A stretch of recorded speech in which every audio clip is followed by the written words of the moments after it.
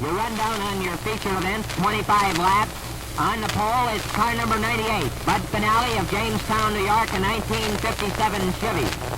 Off the pole, car number 20, Keith Warner of Titusville, PA, a 1956 Ford. Second on the pole, car number 20, or car number 40, rather. Herb Gustafson, I understand, is from Titusville, PA. Off the pole, it's car number 96, Leon Lindstrom of Northeast PA, a 1957 Ford. Third on the pole, car number 102, Bud Gardner of Warren, PA. Off the pole, car number 220, Chuck Piazza of Jamestown, New York, a 1956 Chevy. Next on the pole, car number 1, Marv Thorpe of Sugar Grove, PA, a 1956 Ford. Next off the pole, car number 12, Bill Jackson of Titusville, PA, a 1956 Ford. Next on the pole, car number 68, Jim Scott of Grand Valley, PA, a 1957 Chevy. Next off the pole, car number 21, Billy Layfield of Wellsville, New York, a 1956 Chevy. Next on the pole is car number 69, Don Strain of Ripley, New York, a 1956 Ford. Next off the pole, car number 37, Jim Hakes of Rock City, New York, a 1957 Ford. Next on the pole, car number 133, Jim Patrick of Wellsville, New York, a 1956 Ford. Next off the pole, car number 16, Kenny Johnson of Jamestown, New York, a 1957 Chevy. Next on the pole, car number 30, Dean Layfield of Wellsville, New York, a 1957 Supercharged Ford. Next off the pole, car number M1, Bobby Schnars of Bustye, New York, a 1956 Chevy. Next on the pole, car number 8, Emery Mann of Warren, PA, a 1957 Chevy. Next off the pole, car number 27L, Sammy Lamancuso of Jamestown, New York, a 1957 Golden Hawk. Next on the pole, car number 28, Paul Wilson of Jamestown, New York, a 1956 Ford. Next off the pole is car number 22, Eb Young of Titusville, PA, a 56 Ford. And pushing the field, car number 4, Hal Russell of Kane, PA, a 1956 Chevy. Quick rundown of your points. In first place is 554 with 554 points is Hal Russell. Second, Squirt Johns with 550. Third, Dean Layfield with 448. Fourth, Bobby Schnars with 352. And fifth, Emery Mann with 328.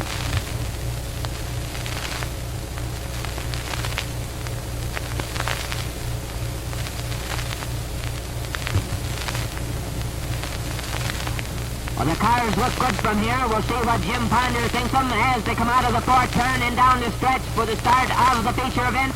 25 laps to go. 25 laps, your starter Jim Ponder looks them over, and they're off.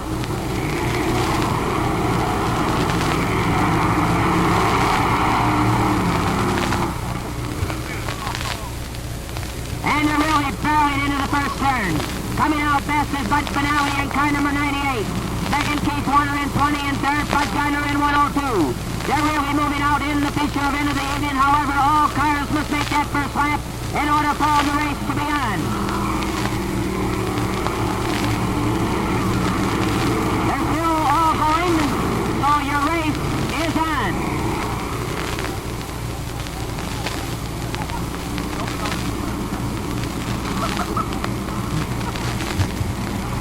In the lead yet is Bud Finale in car number 98, leading the pace. 2 laps completed, 23 laps to go with Keith Warner in 20 running second. A spin out by Marv Thorpe in car number 1 on that fourth turn. And Marv is stalled.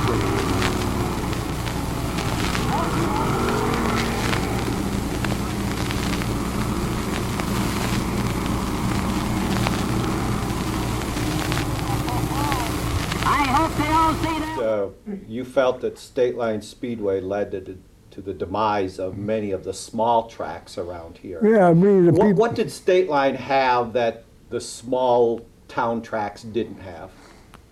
Well, they had lights, good lights. People in them days, maybe they had just so much money to spend on stuff like that, and they figured they'd go to Stateline and get a better show. Did Stateline pay better money than Oh, in yeah. the tracks. Is that what attracted the drivers there? The first 100-lapper they had, they advertised $750 purse. That's total. That's not the win. That's total. So probably the 100-lapper paid $100. The first one I was in, I finished 17th.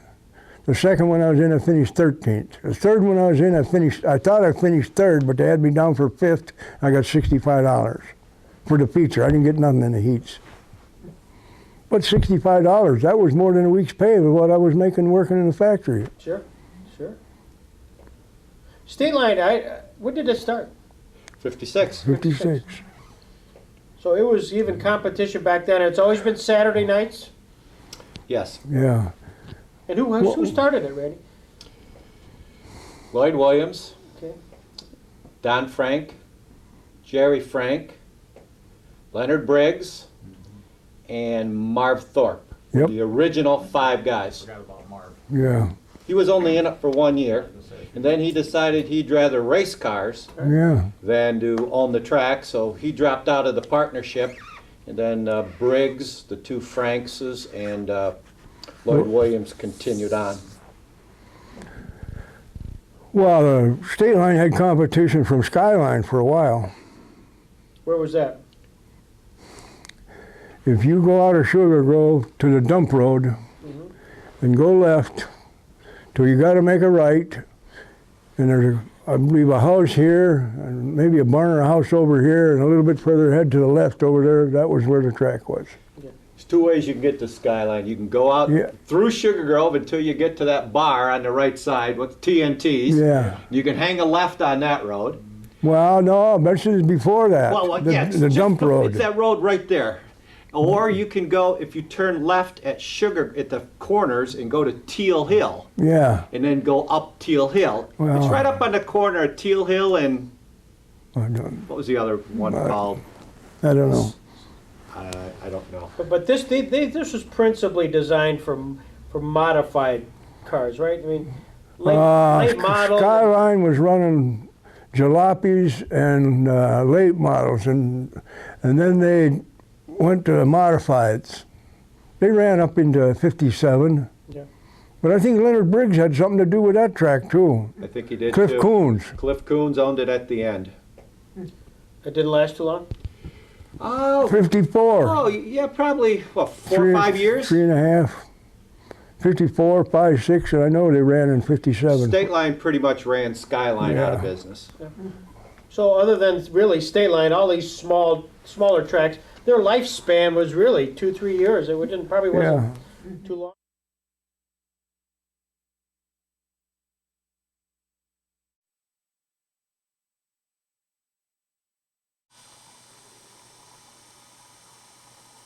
You immediately think M1. How did M1 come to be? Well, Bill Sperry had that number, and it came from the Army rifle, M1 rifle. Oh. So I don't know. He just, he needed a number. I just kind of hung with that number from.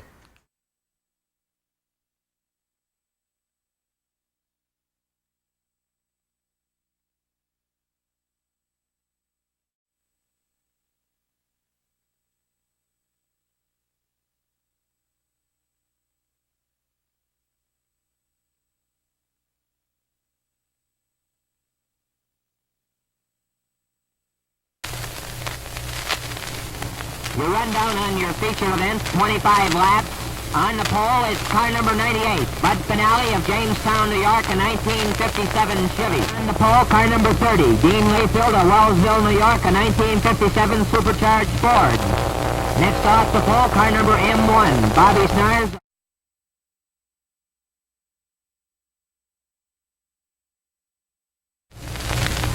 Well, the cars look good from here. We'll see what Jim Ponder thinks of them as they come out of the fourth turn and down the stretch for the start of the feature event.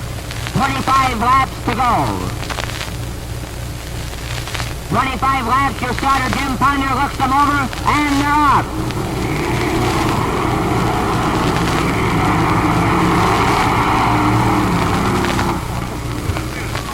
Out there trying to knock you around, you knock him around. It's a race. What's the adrenaline rush? Oh man, it's well, It's kind of a deal. I didn't really have much to do with building this first car, but I hung around there all the time with the guys. And, well, you know, during the week I'd think I'd probably wanted to race, and then I'd get there at the racetrack. I wasn't quite pushing it, so.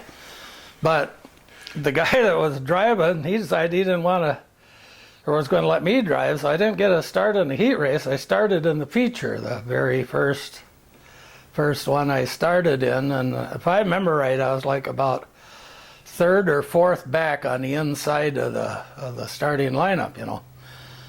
So we come around, and geez, it was roaring there. The cars was making my car vibrate even.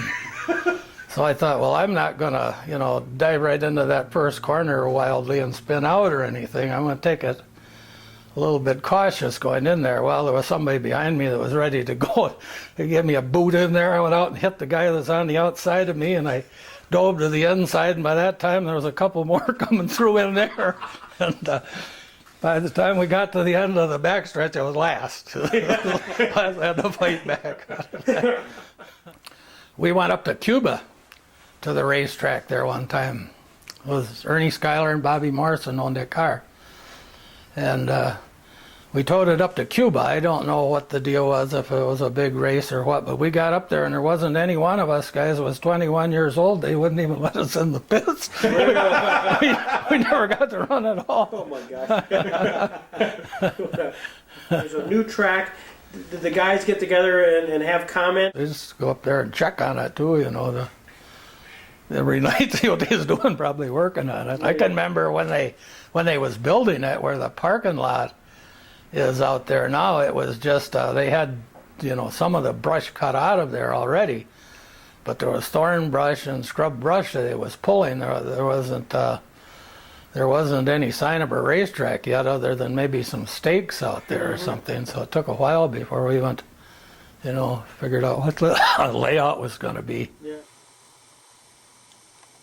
Dean Layfield, Dean used to like to turn the cars sideways about at the flag stand and went around there, and I thought that was the fast way around, you know, so I kind of idolized him in the early days. Well, talk about Dean Layfield a little bit. You know, we've heard the name a lot, and of course he died early, prematurely.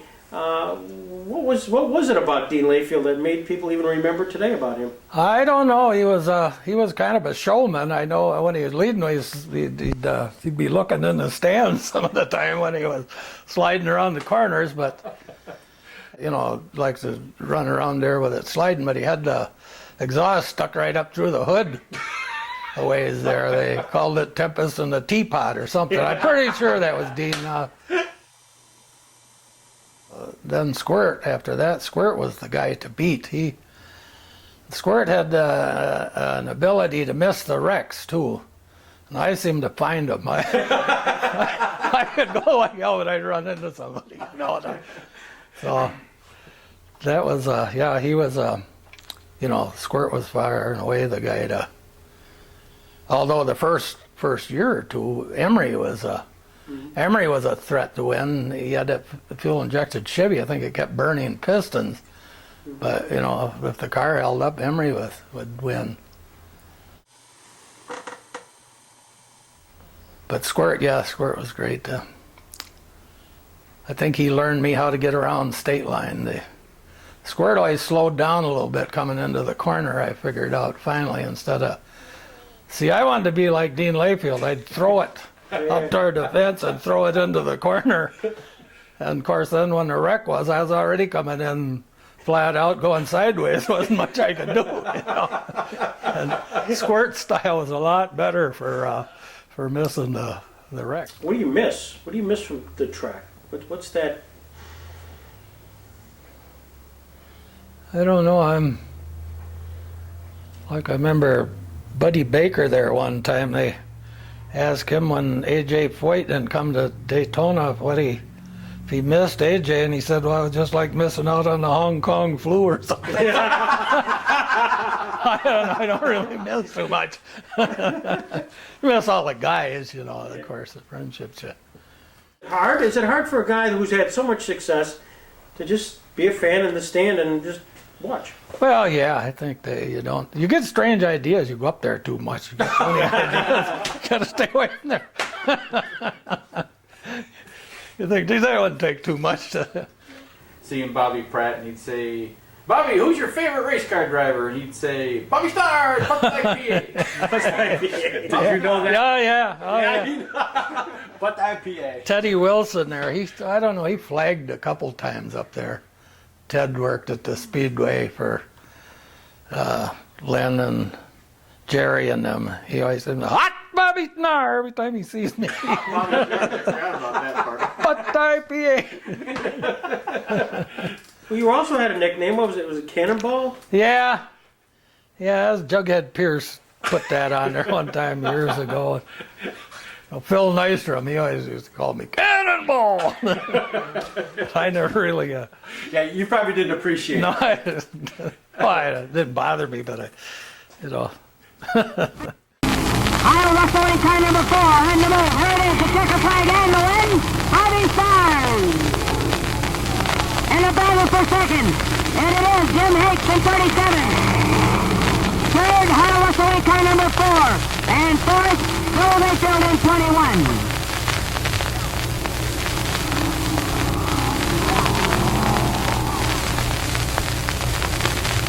Here he is, the terrific job of driving his second feature event of the season. What do you say? A big hand for Bobby Schnars. Nice scoring, Bobby.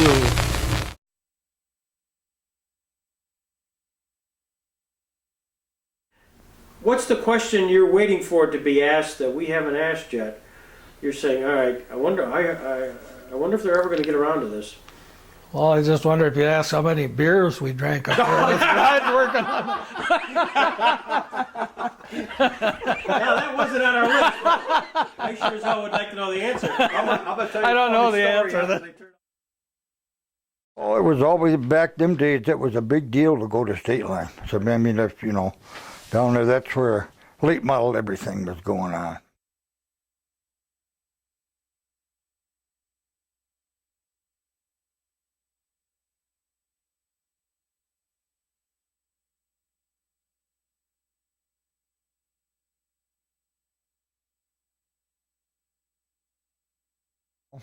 Didn't have no money enough to...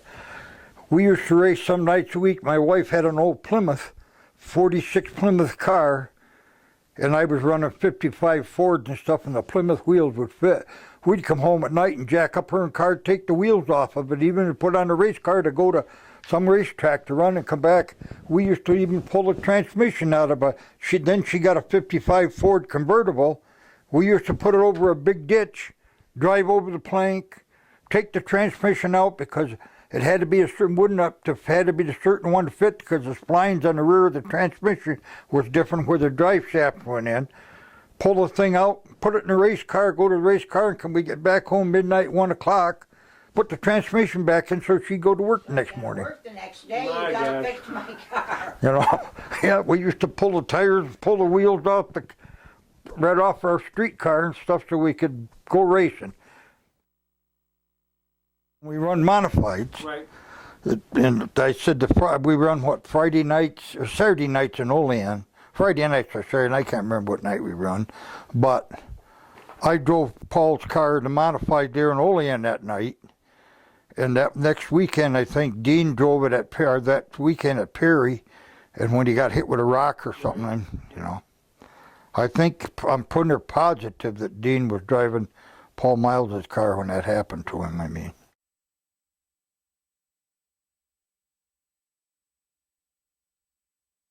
I'll tell you, we was coming back from Stateline one night. I had a 56 Ford, and back in them days it was always the oil line run along the pan, and it was always hop up the oil pump, you pull the spring out, put a screw in the spring to build up the oil pressure and everything going, and we was, I don't know why, I mean, but my wife was towing a race car coming back from Stateline, and I was an always early to bed fella. I was sleeping, she said to me, the red light come on, the oil light come on. I said, turn up the radio and gas it. We didn't go far. About 2 miles in the engine blow, but what happened? Wasn't my fault. I told him the lights on. You turn up the radio and gas it. So we was coming home. I mean, Boys drove home because he was sleeping. Gone. So you were the tow. Yeah, I was the main driver. What a hoot. So you were very much part of the team. Yes, and that one time I woke him up. I said, "Oh, the light is on." He drive the SOB, and I drove her not very far, and she blowed. But I had told him that the light come on. It wasn't my fault. we used to run 40-60. I used to get 40% of what we won. And then after, I mean, everything was going, finally we just put all the money we won in the kitty, took out for our pit passes, our gas and everything going, our repairs. In the end of the year, me and a car owner, we just split the money. Nice. I remember winning $300 and thought we had the bank, had all the First National Bank. Well, there we go, 9/16. Yep. Dean was Greg's hero. Oh, yeah. I'll tell you what, he was a lot of people's hero. He was not only a good driver, he was a great man. I mean, just like I said, I having trouble with carburetors, 4-barrel carburetors, and like I said, I was didn't know much about them, anything, setting them up or anything, going. And he come over during intermission and worked on my car, my race car, and he was broke down in the meantime, and he had somebody fixing his. I can't remember if he had a broken axle or rear end or what was gone, but they was working on his car, and he was over helping me. We was told they were going with a 57 Ford station wagon, which was high geared, no power. To get up the hill, didn't have power enough to pull it. I mean, you get up the hill and they get in a race car, or at the bottom of the hill going, and as we get started up the hill, we always just give a circle wind and wind up the race car and shove the tow car up over the hill. Shove her up to the racetrack. Both vehicles? Oh, we had Yeah. to get there. Yeah, always hit wind her up at the bottom and get down there to, just take the hand out the window and wind her up. That mean to start the race car up and shove the tow bar, shove them right up the hill. I won every race I was ever in. You won every race you were ever I in? think so, didn't I, Oak? Well, you didn't do that. You didn't do quite that good. You did Close enough. Close enough. Well, tell me, there was apparently one race where, in fact, you were out there on the race track, and so was your mother. Yes, my mother. That was over to Smithport, and she got in a car and she was running too. But she got in my way and she wouldn't move, so I put her out of the way and went on by and won. Wow, what would you do? So you moved your mother out of the way. Yes, I did. I just want to try to set the scene. When you both got out of the car and you saw Was your she mother, mad what did at she me? say? No, I don't remember because I probably run like heck. I really don't remember. But she probably didn't have anything good to say. Yeah. I think that's the most amazing story. I gotta tell you, but you're one of the best storytellers that we've interviewed.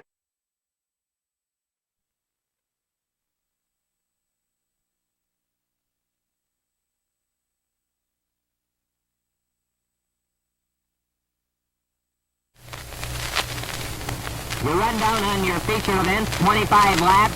On the pole is car number 98, Bud Finale of Jamestown, New York, a 1957 Chevy. On the pole, car number 68, Jim Scott of Grand Valley, PA, a 1957 Chevy. Next off the pole, car number 21, Billy Layfield of Wellsville, New York, a 1956 Chevy.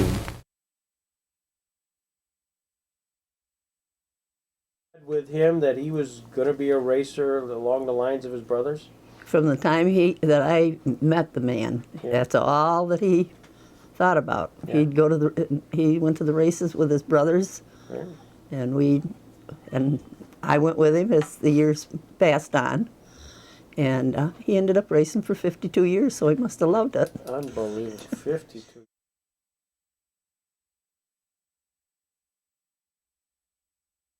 Dean was very inventive, and he had a big old black Cadillac. And of course, most people either had a trailer or tow chained or something like it. But Dean took and on the back of the trunk, he put a hoist. And he towed his stock car to the races with that hoist of that Cadillac, and everybody could sit inside in luxury. And he ended up selling them to Bill, and that's what Bill was towing with. So we'd go to the races in the, I don't even know what year Cadillac it was, but it was a lot of fun. When Dean died in 1961, what was the story about how that happened? Well, there's been a lot of different things said on that, but I know that day that he went to the races, Bill always went with him, and that day he did not. Oh, And we got a telephone call,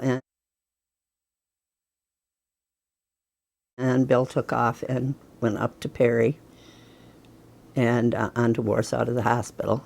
And the only thing that we knew that day was that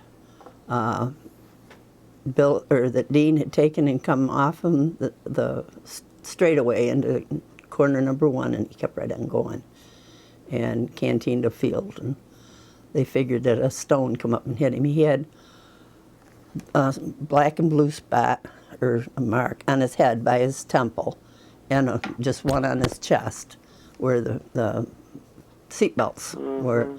Other than that, that's the only marks he had on him. So, but they said that the head damage was extensive. Right, right. So he lived for a couple of days up in the hospital, and they had transferred him up to Buffalo. And it just nothing they could do for him. Right, right, right. So the funeral itself was what was the reaction of the drivers and the racing community? There was a vast amount of flowers. Oh, you wouldn't have believed the flowers and the people. I mean, it was just tons and tons of people. It was vast. And everybody loved Dean. Right. What was he like? He was a character. I picked on him. But What was unique about that character? oh, he was just Dean. He was funny. He was silly. He just a person that you could take and laugh with, and he was just a good guy. Everybody got along good with him. In 1965, if you had new tin on your car, and you came for the first 6 weeks, you'd get a $100 bonus, and I can't remember whether it was if you finished or if you started the feature or if you won the feature. But it was quite a thing. They had it between Stateline and Erie that year. Okay. So Bill went out and bought a 65 Buick. It was wrecked, and he had a fantastic year that year. He won 35 features and traveled all over the place, and among them was Stateline and Erie. Yeah. I understood that having females in the pit area was rare. There was no women allowed in the pits. I mean, Alice and I, as soon as they got in to the pits, we went to the scoreboard scoring. There was no women allowed in the pits. So you were as close as they got. Why do you suppose that was, that women weren't allowed, Betty? I don't know. What were they afraid of? Or? I don't know. I guess they wanted it to be a man's world. How did Billy get 21 and then later won 21? Well, that's quite a history. Bill, like I say, from the time I can ever remember, he wanted to race, and back then you had to be 21 to be able to race. Or you had to have somebody sign for you. Well, Dean signed for him so that he could race.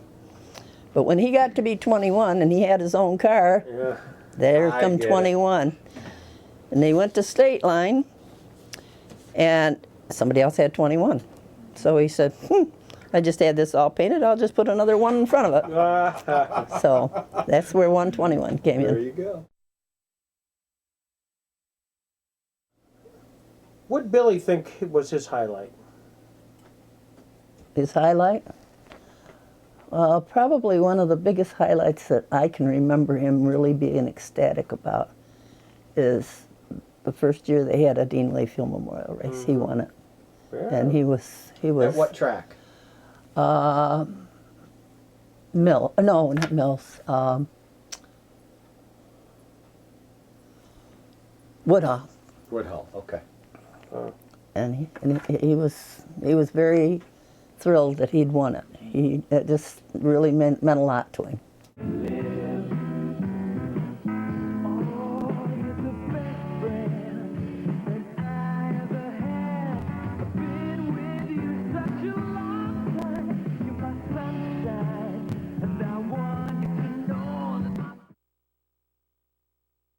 Dean Layfield, if you had to describe physical appearance, I'm not sure anybody's ever done that for us. I'm going to say 5'9" maybe, and small in structure. Wasn't thin, but he was small. He didn't have much hair, and I called him curly, and he hated it. But I probably was the only one that ever got away with that. I was going to say. But it's one of those things where he was just he's built about like you.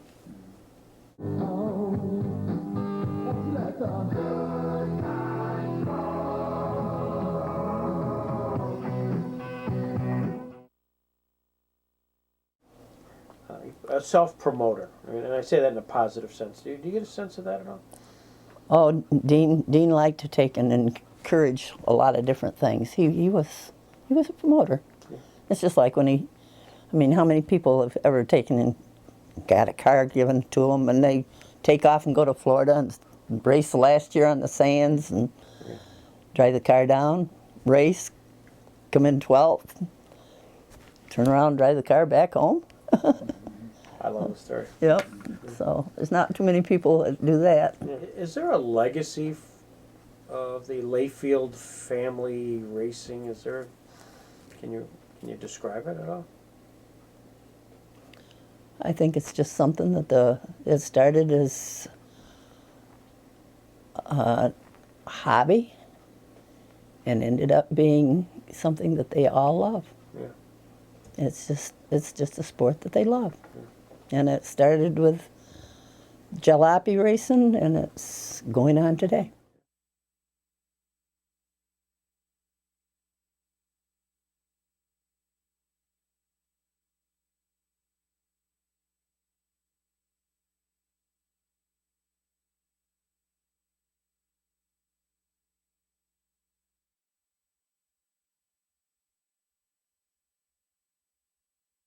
We also heard a story from Squirt Johns about you even just, what's the term, packing the track? Yeah, we did a lot of packing the track. What's that mean to the layperson? What's that mean? Well, you got to water the track and work the track. My dad knows more about that than we always, it takes all week to do that. People think you just water the track on Saturday and run on it and go racing. That's not the case.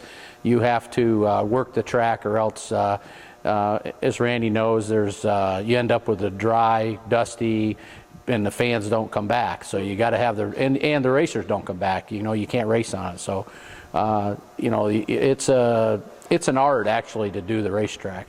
And packing the track is just one of the things you had to do on Saturdays. You had to keep it wet because the sun is usually out, and you keep running it in, the clay, and then you keep watering it. Just try to keep moisture in it.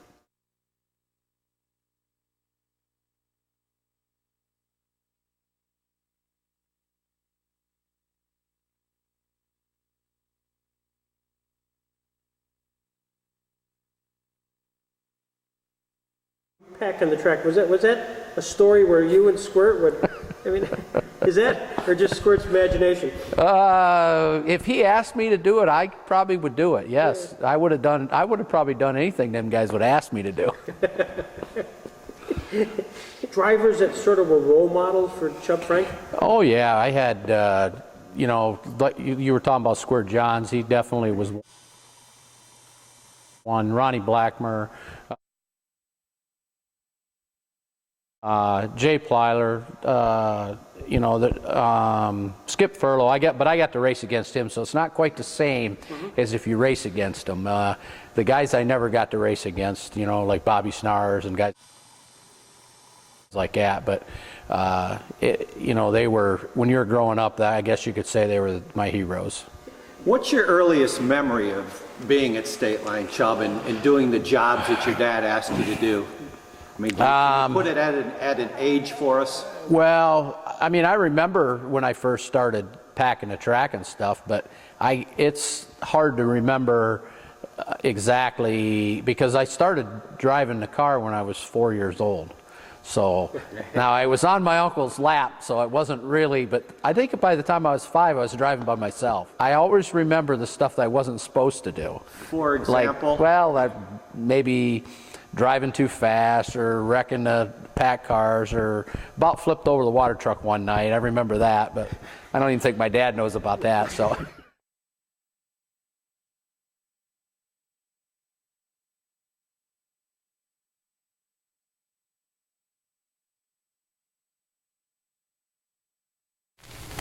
You run down on your feature event, 25 laps. On the pole is car number 98, Bud Finale of Jamestown, New York, a 1957 Chevy. The pole, car number 220, Chuck Piazza of Jamestown, New York, a 1950. I had started when I was pretty young, I guess 18 years old. I was doing some drag racing. Enjoyed it, but I thought the lure of a little bit of prize money sounded a whole lot better than running for a trophy. So I bought my first car from Mark Thorpe, and I started to run it. Struggled. Had Jug Pierce help me.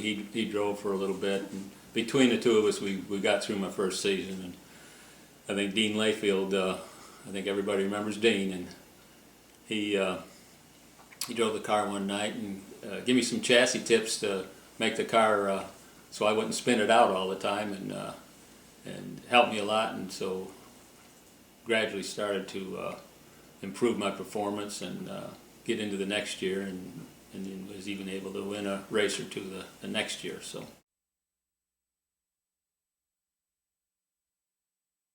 But the horsepower was 220, and that's where the number comes from. From that came the number, that's right. Somewhere around 61, and Bob Duell had brought a car back that he had run at Daytona. And I looked at it, I wanted to try the Ford, and besides it had that big wind tunnel in it that they run at Daytona, and I thought that's cool, and that would certainly be an edge at a 3rd-mile dirt track. So, but that's what happened, and that's a car I ran for I guess a couple more years. Were you successful with the car? I was, and once started winning a few races. Unfortunately, you know, it was pretty hard to win races up at Stateline Speedway back then. You know, if you won one, you were penalized the next week by starting at the back, and so it made it always made it hard. And but it made you learn how to come to the front as quick as you could, and not get tore up or tear anything up, certainly.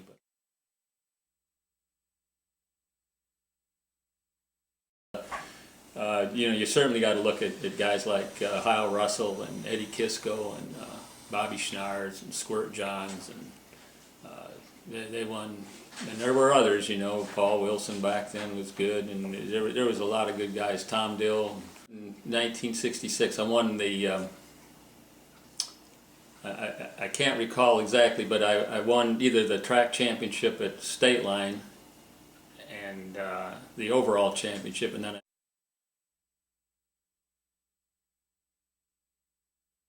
Can you remember what some of those highlight races might have been?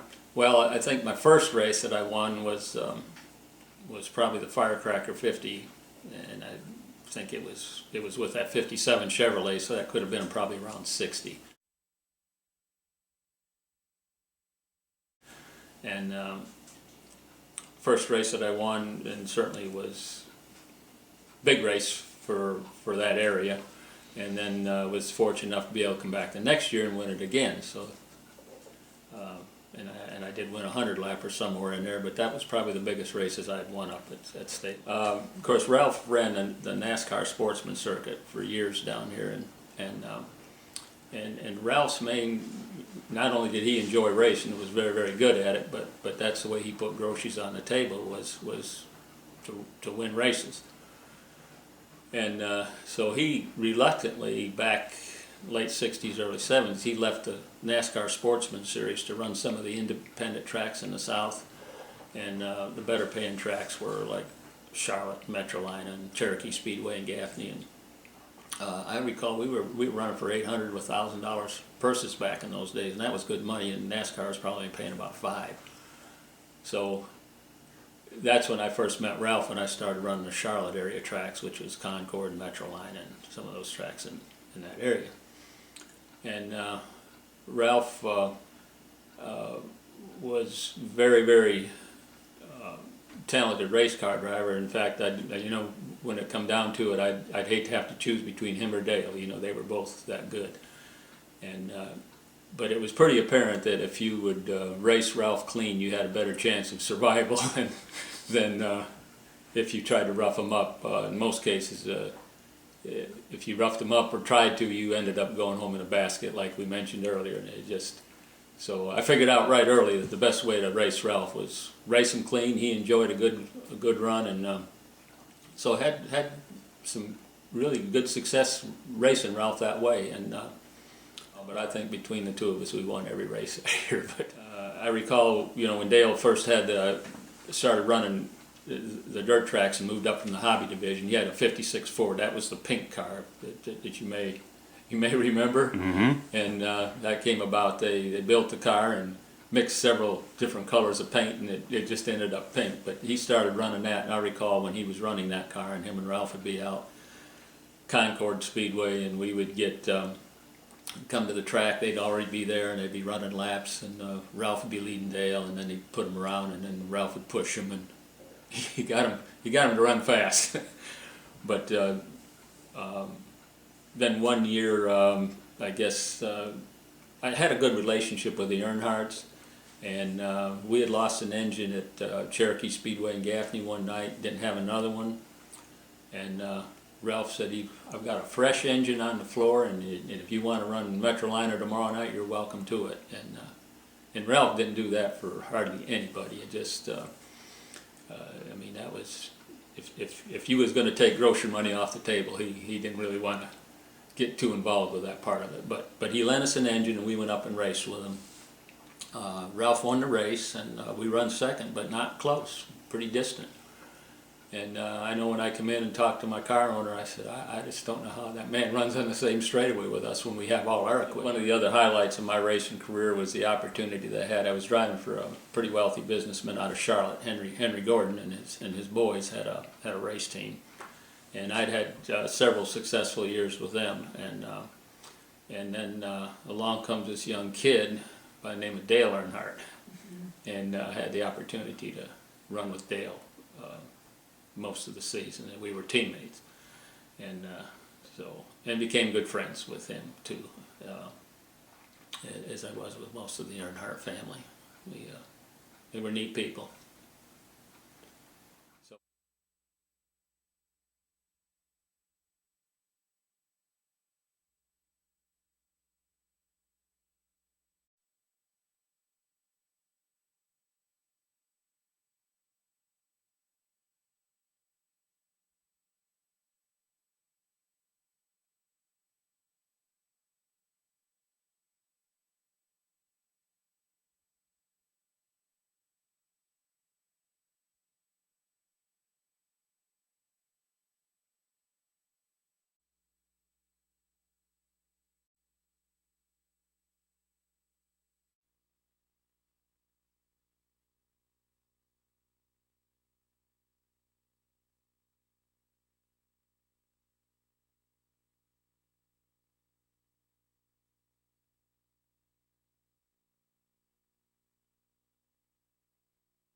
Well, I actually grew up right here on the farm, just on Gene's family farm. Oh, was that right? Yeah. And that's how I got involved in racing was, you know, every minute I could sneak away from the farm, I'd go up to the garage, which was right there where Chevy's is now, and that's how I got involved in racing. Jim always needed some help, you know, it was either labor or money, one or the other. About time I graduated, or after I graduated in '64, that somehow I got away on a Saturday evening and I ran up to Jim's and I rode in his race car over to Stateline. I rode in the race car. And while he's towing it. Yeah, towing it. Perfect. And that's when I first found out how much noise and vibration a race car makes. Because we went to Pittsfield and then up and went up Page Hollow Road, which back then was a dirt road. It was flat towing. Yeah, flat towing. And that thing made noise and vibrated and bounced around. He had a little seat that was only about... An old bomber seat, yeah. Well, no, it wasn't very wide at all, I know. And he told me, you know, keep your damn hands off the steering wheel, because he was flat towing, and I could have... I wished I had that to do over again, because I'd steer him around a little bit, but that was what I remember as my first trip to Stateline. You didn't have any, you had no racing experience at all. No, and you showed up into the top class. What was your first race like? Do you remember the very first time you had to drive a race car? Excitement. Yeah. Excitement. Scared? No, oh no. Not scared. I don't ever remember being scared in a race car. Not scared, excited.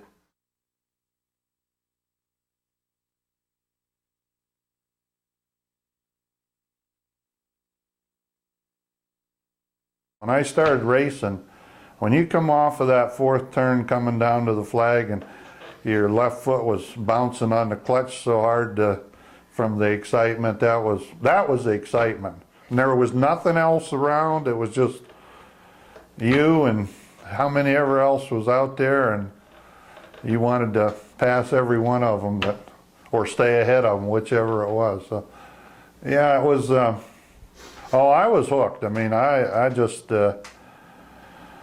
I do remember that. I remember the excitement. I don't know if it was the first time we went up there or not, but I'd unloaded my car and was there by my car, and this guy walked over to me, and I knew who he was from Stateline. It was Frank Ruman. And I thought, wow, you know, I'm being paid a visit by the king of the industry. Here's Frank Ruman is coming over to look at my car. And he walked around the car and he didn't spend much time looking at it, which, you know, I'm getting disappointed. And he walked up to me. I still remember his words today. What the hell makes you think you can drive a race car? And that was quite a, you know, I'm heartbroken here, you know, what? Well, 65, I don't know, I know I won a heat race or two and a semi or two. One semi that I should have won, Jim was in the same race, and he told me if I got the lead and he got it through the pack and was behind me, that he'd let me win the race. Not only did he go by me, but he hit me when he went by.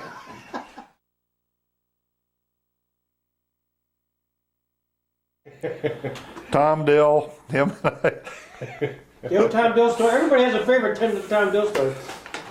Well, one of my favorites, of course, now this is after 65. Doesn't matter. But we can open it up here. Tom and I were feuding quite bad. And one night in a 50-lap race, I knew that Tom was going to get me. So I thought the only way to solve this problem is to get him first. So I did, and I got him good. He ended up somewhere over by the flagpole, and he come back out on the racetrack, and he was going around the inside of the racetrack kind of slow. And I knew he was waiting for me, you know, and he was going to get me. So I thought, well, I just got to get him again. And I did. Well, after the race, Leonard come calling. And he got me and he took me and Tom down towards the pond. And this was after the race, you know, and he wanted to know what the hell was all that about. And I told Leonard that, you know, Tom was, which I think the week before he'd spun me out, and I told him that, you know, I had bumped Tom there early in the race and he'd spun out. And when I come around a few laps later, he was running around the inside slow, and I knew he was going to get me, so I thought I better get him first. And Tom says, no, he says he broke my car when he hit me the first time, and I was just trying to finish the race. But you know, Leonard really loved it. He really did. He gave us hell, and you know, let's not have any more of that. And pat you on the back. Yeah. But Tom, you couldn't do anything to him to intimidate him. I mean, he'd come right back and get you the next week and do it intensely and then laugh like hell about it.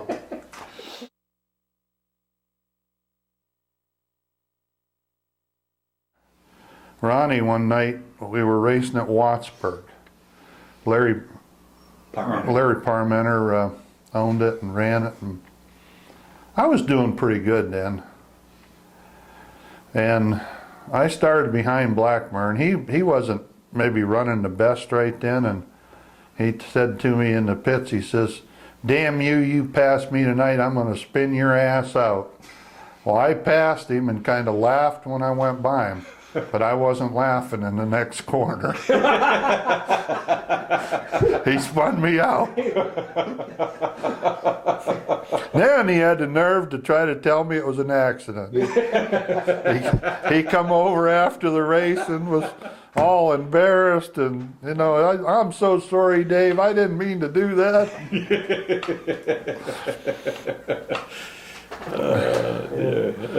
Then another story with Ronnie. Ronnie would build those sportsmen, and you know, he won everything with them. If he didn't win, Jay Piler did. And Ronnie sold a sportsman to some guys in Union City, and they got me to drive it for him. And first night out, we blew the engine and had some engine problems, but finally got an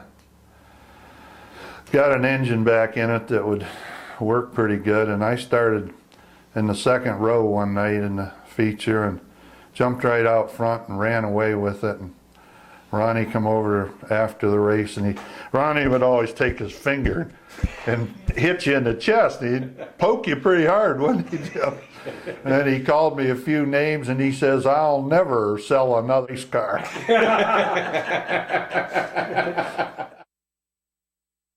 And you know, Jim told you about one night I'd won the feature, and Leonard came up and set the case of beer down, measured my tire, took the case of beer, and walked down through the pits. Well, he walked down there a ways, and maybe 100 feet, and he turned around, come back, threw the case of beer up on the trunk, turned to me and says, gotcha. That was the end of it.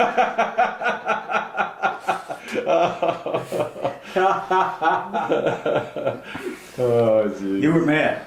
Oh, I was mad, you know. And I think if one of my crew members hadn't stopped me, I would have had a hold of Leonard. I don't know what would have happened, but I was mad, and he was just jerking my chain. Yeah.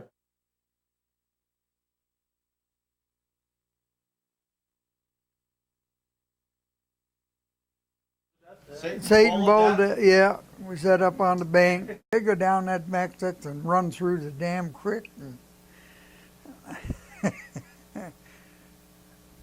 That's a real jalopy race. That was real racing back then. Well, quite a few of them looked just like, you know, the tractors they built back then. Hoopy tractors. I remember one they went up that back stretch, and you go up a hill like that, and he jumped right over the freaking car, and yeah.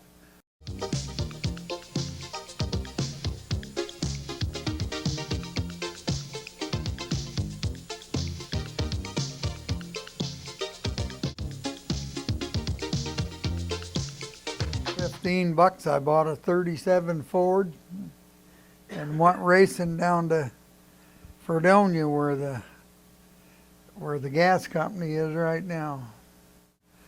Mostly you kept on the small tracks around, and then we run them 100-lappers that they had over the state line. They run new stock, but then they run jalopies, 100-lap jalopies. I never won one, but I won second 3 or 4 times. What made you decide to go from the jalopies to late model? Because somebody had some money and they wanted to buy a car.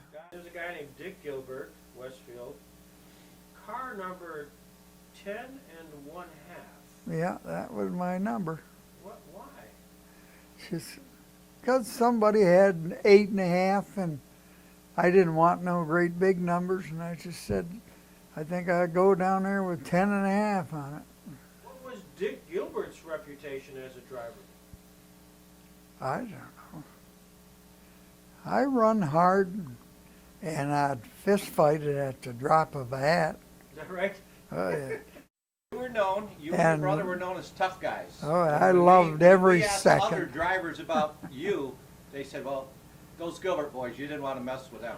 Yeah. I'd fight at the drop of a hat right now. It didn't matter. Loved it. I kicked the shit out of the flagman right in front of the 4,500 people.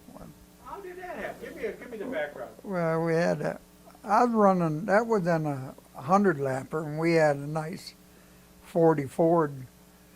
And it run really good, and I was going up through there, and I think Pepper Martin from Buffalo run over the left front wheel and bust the spindle off, and the car turned around and headed right into the corner coming out of 1. And I couldn't get out of the car because there's so many. And the more the cars went by, the madder I got.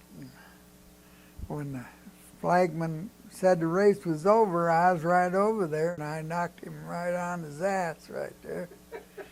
And then Jerry Franks come out, and my brother got him down the middle of the track. When you dropped the flagman, I think Yeah. they gave you a vacation. Only a week. Is that all? That's all. It was worth it, wasn't it? Oh, yeah. Yeah. They fired the flagman the next week. It's true. Is that right? He was replaced. I never started a fight, but I never backed up from one. Sounds like you probably finished a lot. Oh, lots of them, yeah. Did you have much early success at Stateline? Not really, because I didn't have enough money to spend. Changed it to a new one in '66, put new fenders on it, and a new roof and all that. And then I run that year. Then I quit running them for a while and went to, they started, that's when they started our class. Not hooligans, the other, semi-late. Semi-late they started them, and I went to them. Paul Wilson, yeah, Paul, I liked Paul real well. He drank more beer than 15 guys should. Any good at beer drinking, Bill? Oh, one of the best. Chuck Piazza. I remember he knocked the shit out of Pierce right over there in the pits that one night. Piazza drop jug? Oh yeah, one punch, all done. The best thing I thought happened was between me and my brother Bob. Was for the last 5 laps of the 25-lap feature. We started dead last, him and I. And we went up through there, and I'm trying to pass him on the inside, and I can't quite make it. And for 5 laps, we run just like that, and he won the feature. I got out and shook his hand. I walked around my car, and I went back there on the right rear. My tire didn't have nothing there but a thread and some air. That's all it was there of the back right tire. If you were leading a feature race and you're on that last lap, who was the guy you least likely wanted to have on your tail? The guy you knew was just going to be mean about it or aggressive. Yeah, Tom Dill was. He'd run right over you. It's Tom. It's unbelievable. He spun me out quite a few times, and I never did get close enough. I would have worked him over if I'd have got close enough. But I never did get close enough to. Schnars was one of the good ones. Really? Really. Tell us about I that. watched him all the time. Every time he'd go into that corner, he'd give them that little extra shove, and they'd go scooting in there faster than they wanted. And that's how he done all that good passing. I think Ron Blackmer was one of the good drivers. Oh, 7/16, Mike. Yeah, I couldn't win the feature that night because I had won the one before. If you won 2 in a row, you had to sell them your engine for $500. Oh. And I shoved him across because his piston was freezing on the jug, on the wrist pin. What was the biggest win, Dick? What was the one you say that's? Oh, I won. They had 100 lapper open. They done it because I was winning me and Bob was winning all of the hooligan features and stuff, and they brought in an open invitational on a Wednesday night. Remember that, Bill? I don't. Yeah, and I won it. You should have been there. 100-lap hooligan race? Yeah. Is that right? Yeah, and I won it. Leonard, yeah, he used to put the cubic inch checker on me every time I got first, second, or third. And them guys never believed it. I had a 283 in there, and it measured every time. 278. Measured the same thing every time. The Running Bear, what's that about? That song "Running Bear" was out. That country western, yeah. And you put that on your car? Yeah, we had a little bear hanging in the back window. Is that right? Yeah. It's the old master. Master. The old master. The old That's what master. he used to tell me. I'm the old master.